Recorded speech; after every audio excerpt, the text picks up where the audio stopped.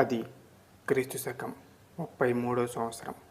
ప్రతిరోజులాగానే యెరూషలేము ప్రశాంతంగా నిద్రపోతున్న రోజు. ప్రభువైన యేసు క్రీస్తును సిలువ వేసి సమాధిలో పెట్టిన 2 రోజులు గడుస్తుంది. రోమా సైనికులు సమాధి యొద్ద చాలా పటిష్టంగా కాపలా కాస్తూ ఉన్నారు. అధికారులు, ప్రధాన యాజకులు మాట మేరకు వీధులలో కూడా గస్తీ కాస్తూ తిరుగుతున్నారు రోమా సైనికులు. ఊరంతా ప్రశాంతంగా నిద్రపోతుంటే ఒక వ్యక్తి మాత్రం ప్రశాంతంగా నిద్రపోలేకపోతున్నాడు. తన మనసులో ఎన్నో ఆలోచనలు, ఎన్నో అనుమానాలు. ఈరోజు వరకు నేను విన్న బోధలనే నిజమేనా? మేము నమ్మింది క్రీస్తునేనా, లేదా ఇంకేదో నమ్ముతున్నామా అనేటటువంటి రకరకాలైన అనుమానాలతో, ఆలోచనలతో నిండిపోయాడు ఒక వ్యక్తి.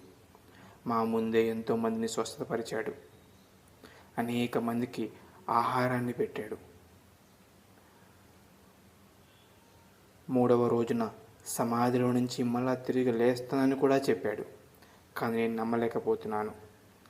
ఆ వాస్తవాన్ని నేను నా కళ్ళారా చూస్తేనే కానీ విశ్వసించలేను అని ఒక వ్యక్తి ఎంతో సతమతమైపోతున్నాడు. అతనే తోమ.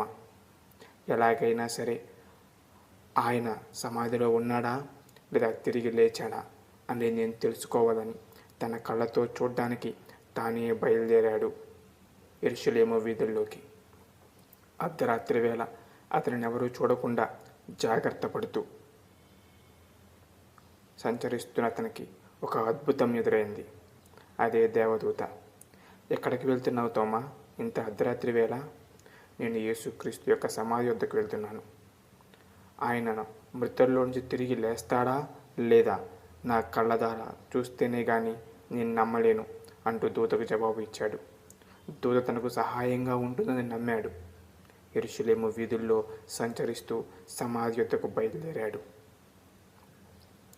ఎంతో ధైర్యంతో అడుగు వేసుకుంటా సమాధి ముందుకు వచ్చి నిలబడ్డాడు. రోమా సైనికులందరూ కూడా నిద్రపోతూ ఉన్న వేళ ఒక్కసారిగా ఆకాశంలో నుంచి అద్భుతం జరిగింది. ఒక పెద్ద ఉరుము వంటి శబ్దంతో సమాధి గోడలు బద్దలు కొట్టింది. ప్రాణ భయంతో రోమా సైనికులందరూ కూడా పారిపోయారు. కానీ ఎలాగైనా సరే నిజం తెలుసుకోవాల్సిందే అనే ఆతృతతో సమాధి లోపలికి వెళ్ళాడు తోమ. సమాధి మొత్తాన్ని చూశాడు. తనకు ఒక వింతైన అనుభవం ఎదురైంది. అదే, ఆయన లోపల లేడు, ఆయన లేచి ఉన్నాడు, ఆయన తిరిగి లేచాడు అనే సత్యాన్ని అతను చూశాడు. కానీ నమ్మలేకపోయాడు.